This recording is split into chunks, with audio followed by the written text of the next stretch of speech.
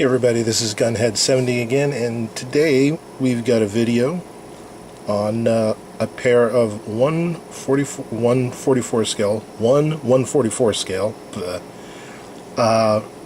astray red frames. This one is the new one that came out, it's been a few months, and this is the old version. And it's not going to be so much a review as it is going to be a comparison between the two and what modifications they've made to the new mold, things that they've added, things that they've taken away. And so with that, we'll just hop right into it. So we'll talk about the accessory pack later, so I'll go ahead and remove it. Probably should have removed it beforehand because I know it's going to fight me. And there we go. So we're just going to talk about these two models by themselves, and we'll talk about the pack a little bit later. So obviously, from looking at these two models, you can tell that the new red frame, this particular mold, is a little bit, it's taller and it seems bigger, but it also seems like they've slimmed down a few areas. Just looking at it, it looks like they slimmed down the legs a little bit compared to the first previous generation, and the torso looks to be actually a little bit wider, but they've actually added two ball joints in there, so you get pretty good waist movement. And then the shoulder armor seems to be a little bit more bulky. Let's see if I can get some better light. Obviously, the head sculpts are completely different. I mean, it's pretty much a completely different model. I don't see anything on either one of them that is like a carryover. Even the shield is different. The sword is different. You know, I believe the backpacks are vastly different. They're kind of put together the same way, and that's how things kind of go together, but there are major differences. So we'll start from the top and then we'll move down. Other than the sculpt, they did not change the ball joint in the head. It's a single ball joint. All you're going to get is up and down movement. There's no forward and back. It's just up and down, as is on the old version. That's all you're going to get. When we move to the arms, there's still really good movement in the arms. It doesn't seem, I don't think that they changed that too much. Yep. Actually, I might just take that back because it seems like, okay, well, yeah, it seems like there is a little bit loss of movement in the arm going up, but not much, not enough that it would cause concern. Movement underneath the elbows is pretty much the same, although in this one they've gone from a single joint in the original and a double joint in this one, so it gets the same arm bend. Okay, there we can see that one there, and then on this one just a little bit more, a lot more, and that's because of that hinge right in there. So it's a double hinge, whereas on that one it's just a single joint at the bottom. And they've added detail on the outside of the arm as well.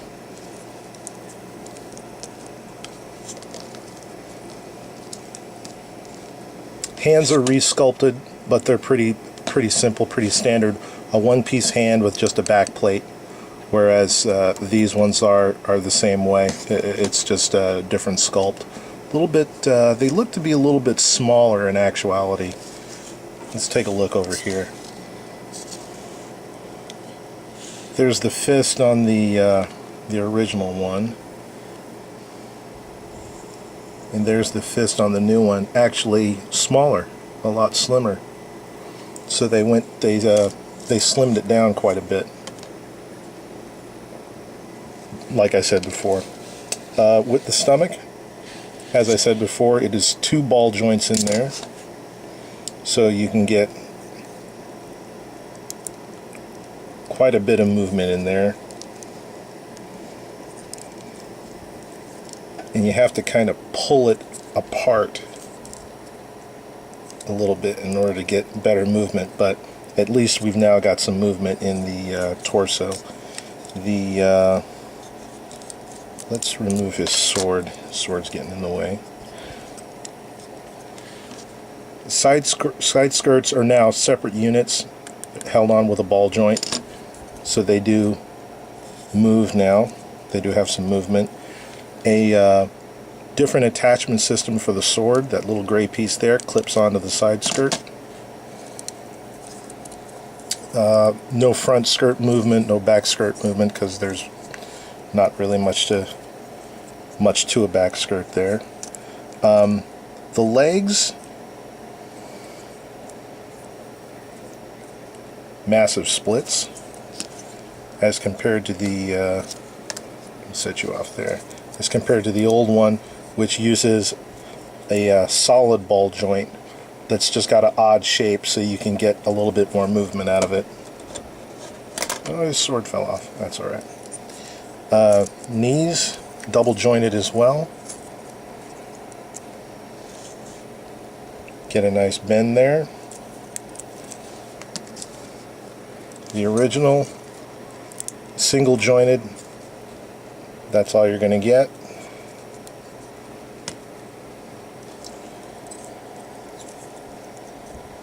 We now have rotation underneath, mainly because they've kind of moved that thigh armor down a little bit. So we've got rotation underneath, which is always nice. And then it's a peg system in there. Let's pull that off, let you take a look. There. They've switched it to this peg type of system, which I think gives it a lot better mobility, especially when you want to move the leg out to the side. You can get a lot more mobility. Down at the ankle, this is the part that they've drastically changed, whereas it's a double ball joint. It's a rod with 2 ball joints on either end, similar to the what's that, Leon's astray. Some of you might know what I'm talking about. It's that purplish hued one. That far forward, that far back. Obviously it's going to rotate all the way around. They've gone for just overall a lot more movement, whereas the older one, as we can see here, rotated around, had good side to side, but also had that what everybody likes to call that flip-flop action. And they actually removed that off of the other one, which kind of disappointed by that, because it was kind of a nice feature if you wanted to get that leg back kind of like that and have them standing, you know. But maybe it just didn't work for what they had planned. So basically it's a completely new mold. Everything is different. There's a lot of details on it that are completely different.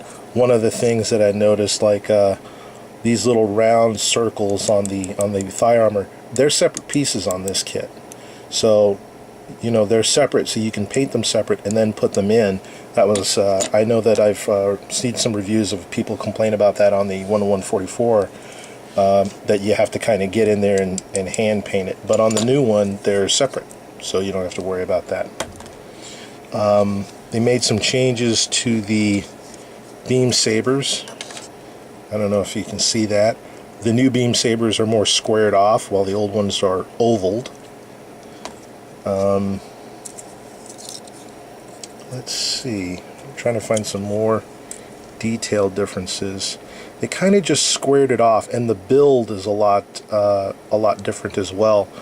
Some parts on it, as you can see, they made thinner, and other parts are more sharply detailed. One thing to note on the original here, this is all one piece, this whole side of the leg here, as you can see, because this is parts white, this is separate, but you know, all this is one piece. But on the new one, let's see if I can pop it off, it's a separate piece. The kneecap is a separate piece. So when I paint this, I'm probably going to try and do a real grade paint scheme where I vary the colors of white on it to get a better look. And they made this separate, which really, in my opinion, brings out a lot of nice detail, as well as having a little bit of red down at the bottom. And I believe the parts count is quite a bit higher than the old version. So let's take a look at weapons real quick. Here we have the old sword. Okay, that's how it came molded. This original one is not painted. I did not paint it. But they did give it a nice chrome finish. So that was always a nice thing with the old version. The new version, no chrome. They didn't chrome it. However, it is smaller, so it looks like it's more in scale with the mobile suit.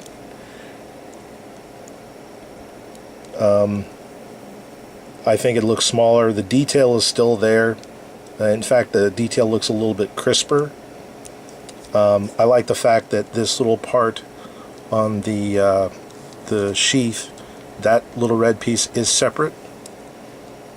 And yeah, I just think it looks a lot crisper. If you can see that detail there. The lines are a lot sharper. There's little bits of detail that are a little bit better, especially here at the hilt, or at the tip of the sheath here. You can see they added in some more panel lining opportunities there, and just overall made it better. The sheaths themselves are almost the same size. There's no difference in those. In fact, I'm kind of wondering if the whoops.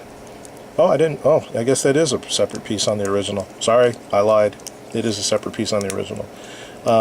Looks like they just made the hilt smaller to be more in scale. That looks more like a hilt for a 1/100 scale size rather than 1/144.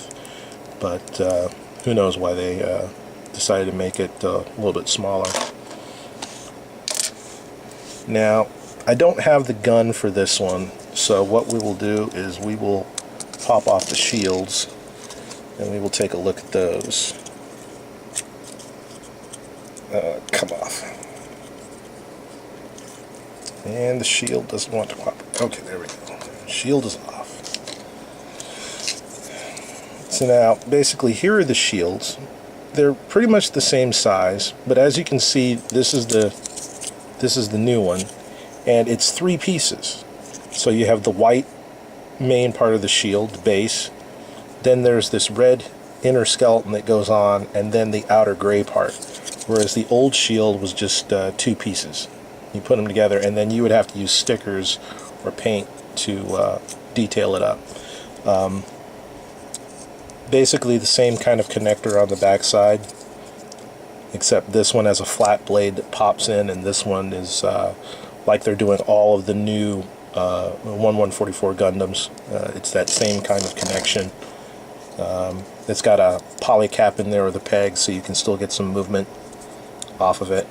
Whereas this one, not much movement, and it's just a standard poly cap, so it doesn't move around as much.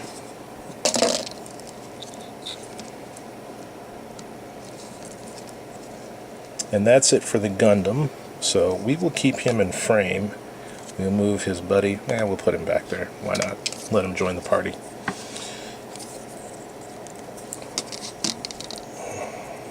Here's the rifle. Swinging handle. I don't remember if the old version had that. I don't think it did. Very nice. Memory serves me, it seems to be a little bit cleaner of a design on this one as well. Here is the mounting clip, and it's got this little rectangular hole in there. You just slide the handle in there, and that's it. Then it's ready to mount. And that brings us to the jetpack. Here we have the jetpack that goes on the back. Ball joints on those so that you can move them around and put them in any position you want to.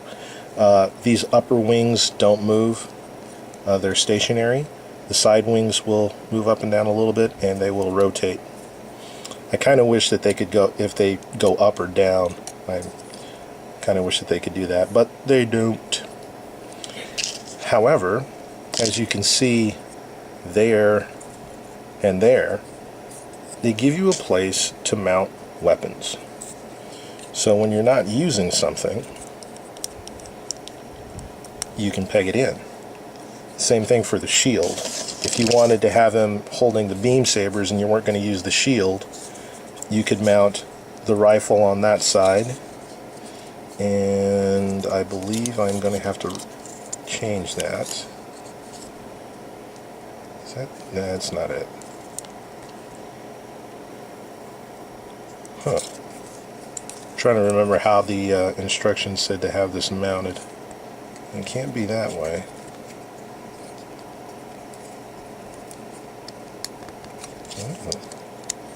I guess that's one way of mounting it. I have to look at the instructions to see how that part mounts, but either way, you can mount the shield onto the backpack and have his hands totally free. So you can mount all of his weapons on him. And mounting for the sword is completely different. There's a hole in there. It's just plastic on plastic. So there's a hole in there. There's that, get out of the way. There's that new attachment on the side armor, the waist armor, and just pops in. Now, I do have a complaint about the ball joint that's in there. It's just, you know, the way that Bandai's been doing it for the last few years.